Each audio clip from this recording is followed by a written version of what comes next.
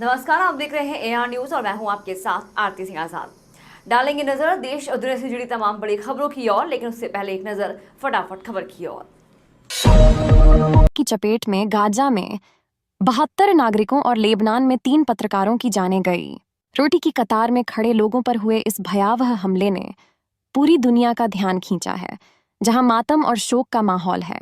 भारत ने फिर से पाकिस्तान को लताड़ा है, खासकर अल्पसंख्यक समुदायों की महिलाओं की स्थिति के मामले में।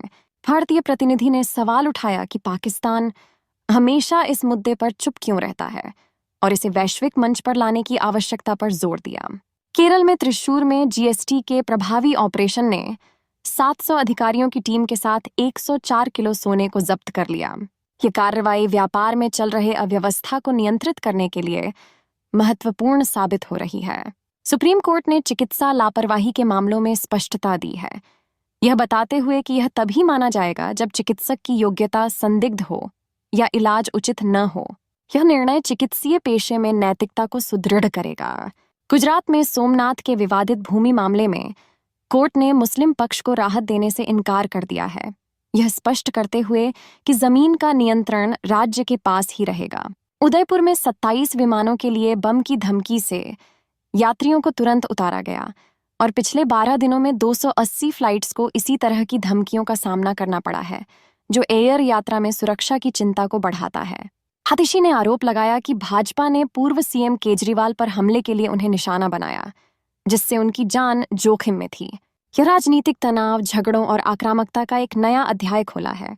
ईडी ने पूर्व मुख्यमंत्री सिद्धारमैया की पत्नी से 2 घंटे सावधानी से पूछताछ की, जिससे यह संकेत मिलता है कि जांच में एक नया मोड़ आ सकता है।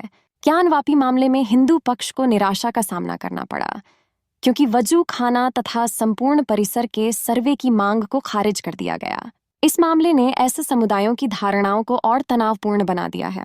पंजाब में मुंबई की क्राइम ब्रांच ने तेजी से कार्रवाई करते हुए बाबा सिद्दीकी हत्या केस से जुड़े मुख्य आरोपी को गिरफ्तार किया। यह गिरफ्तारी कानून और व्यवस्था के स्थापित होने हेतु महत्वपूर्ण मानी जा रही है। किसानों के मसीहा कुंभाराम धरना स्थल पर उपस्थित किसानों ने मौन धारण करके आर्य की दिवंगत आत्मा को श्रद्धांजलि अर्पित की। उन्हीं की प्रेरणा से आज नहर की मांग को लेकर यह संघर्ष जारी है। नहर नहीं तो वोट नहीं का उद्घोष अब किसानों की पहचान बन चुका है, जो अपने हक को पाने के लिए लड़ाई लड़ रहे हैं। धरने के दौरान किसानों ने नहर आंदोलन को और भी मजबूत करने का संकल्प लिया।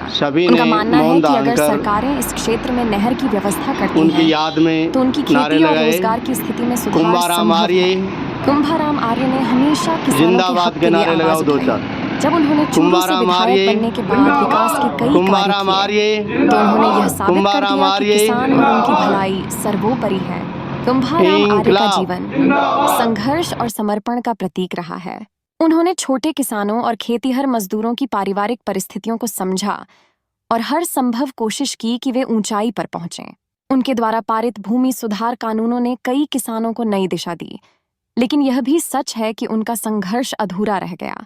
आज धरने में उपस्थित प्रमुख किसान नेता इस बात की पुष्टि कर रहे थे कि कुंभाराम आर्य की तरह ही वे भी न हारेंगे और न रुकेंगे। समाज में जागरूकता लाने का यह प्रयास सिर्फ एक नहर के लिए नहीं, बल्कि किसानों के अधिकारों के लिए है।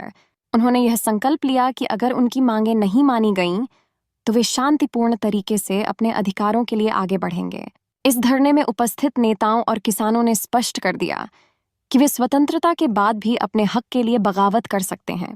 कुंभाराम आर्य की विचारधारा को आगे बढ़ा आज के मशाल जुलूस से यह संदेश स्पष्ट है कि किसानों को जागरूक होना होगा, अपनी ताकत को समझना होगा और अपने हक के लिए संघर्ष करना होगा। अगर नहर का पानी नहीं मिला तो आंदोलन और तेज होगा। निश्चित रूप से कुंभाराम आर्य की याद में आज का यह कार्यक्रम सिर्फ श्रद्धांजलि नहीं, बल्कि एक नई इजरायली हमले की चपेट में गाजा में 72 नागरिकों और लेबनान में 3 पत्रकारों की जानें गई। रोटी की कतार में खड़े लोगों पर हुए इस भयावह हमले ने पूरी दुनिया का ध्यान खींचा है, जहां मातम और शोक का माहौल है। भारत ने फिर से पाकिस्तान को लताड़ा है, खासकर अल्पसंख्यक समुदायों की महिलाओं की स्थिति के मामले में। भारतीय प्रतिनिधि ने सवाल उठाया कि पाकिस्तान हमेशा इस मुद्दे पर चुप क्यों रहता है और इसे वैश्विक मंच पर लाने की आवश्यकता पर जोर दिया। केरल में त्रिशूर में जीएसटी के प्रभावी ऑपरेशन ने 700 अधिकारियों की टीम के साथ 104 किलो सोने को जब्त कर लिया। ये कार्रवाई व्यापार में चल रहे अव्यवस्था को नियंत्रित करने के लिए महत्वपूर्ण साबित हो रही है।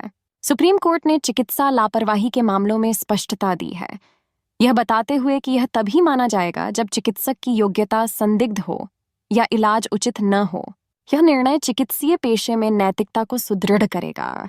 गुजरात में सोमनाथ के विवादित भूमि मामले में कोर्ट ने मुस्लिम पक्ष को राहत देने से इनकार कर दिया है, यह स्पष्ट करते हुए कि जमीन का नियंत्रण राज्य के पास ही रहेगा। उदयपुर में 27 विमानों के लिए बम की धमकी से यात्रियों को तुरंत उतारा गया और पिछले 12 दिनों में 280 फ्लाइट्स को इसी तरह की धमकियों का सामना करना पड़ा है, जो एयर यात्रा में सुरक्षा की चिंता को बढ़ाता है। हातिशी ने आरोप लगाया कि भाजपा ने पूर्व सीएम केजरीवाल पर हमले के लिए उन्हें निशाना बनाया, जिससे उनकी जान जोखिम में थी। यह राजनीतिक तनाव, झगड़ों और आक्रामकता का एक नया अध्याय खोला है। ईडी ने पूर्व मुख्यमंत्री सिद्धारमैया की पत्नी से 2 घंटे सावधानी से पूछताछ की, जिससे यह संकेत मिलता है कि जांच में एक नया मोड़ आ सकता है। ज्ञानवापी मामले में हिंदू पक्ष को निराशा का सामना करना पड़ा, क्योंकि वजू खाना तथा संपूर्ण परिसर के सर्वे की मांग को खारिज कर दिया गया। इस मामले ने ऐसे समुदायों की धारणाओं को और तनावपूर्ण बना दिया है। पंजाब में मुंबई की क्राइम ब्रांच ने तेजी से कार्रवाई करते हुए बाबा सिद्दीकी हत्या केस से जुड़े मुख्य आरोपी को गिरफ्तार किया। यह गिरफ्तारी कानून और व्यवस्था के स्थापित होने हेतु महत्वपूर्ण मानी जा रही है। आज हमारे इस लाल चौक पर धरने को 11वें महीने में कल से 300 दिन पूरे हो जाएंगे और हमने आज कुंभाराम आर्य जी जो किसानों के लिए बहुत काम किए, 2-3 एक्ट बनवाए, किसानों को उनका हक दिलवाया, जागीरदारी प्रथा को बंद किया, इसलिए वो किसानों के मसीहा थे। उनकी हमने आज श्रद्धांजलि सभा की, उनको पुष्प अर्पित किए हैं और उनकी याद में नारे लगाए हैं और शाम को हम एक जुलूस निकालेंगे शहीद मूर्ति तक, जो इस नहर के पानी के मुद्दे को लेकर है। और कल 300 दिन पूरे होने पर हम कल की तारीख में भी उसका एक सत्याग्रह का एक वो करेंगे, होम वगैरह सरकार को जगाने के लिए। तो हम इस धरने को 300 दिन के बाद में एक उग्र रूप देने वाले हैं। चुनाव का बहिष्कार करवाएंगे और चुनाव वोट नहर नहीं तो वोट नहीं का नारा के साथ में कल से हम ये बैनर वगैरह लगवा रहे हैं और गांव में प्रचार यात्रा निकाल रहे हैं कि भाई जब तक नहर का मुद्दा सफल नहीं होता है, यमुना जल समझौता 1994 का लागू नहीं करता है, पुरानी डीपीआर को लागू नहीं करते हैं, तब तक हम चुनाव को आगे आने वाले पंचायत चुनाव में भी बहिष्कार करवाएंगे और इन नेताओं को गांव में घुसने नहीं देंगे। बोलो ओम शांति। ओम शांति। कुंभाराम जिंदाबाद, कुंभाराम जिंदाबाद, किसान मसीहा कुंभाराम जिंदाबाद, किसान मसीहा कुंभाराम जिंदाबाद। कुंभाराम आर्य पुण्यतिथि पर उनको श्रद्धांजलि दी जाती है और सभी ने मौन धारण कर उनकी याद में नारे लगाए। कुंभाराम आर्य जिंदाबाद के नारे लगाओ 2-4। कुंभाराम आर्य जिंदाबाद, कुंभाराम आर्य जिंदाबाद, कुंभाराम आर्य जिंदाबाद, इंकलाब जिंदाबाद।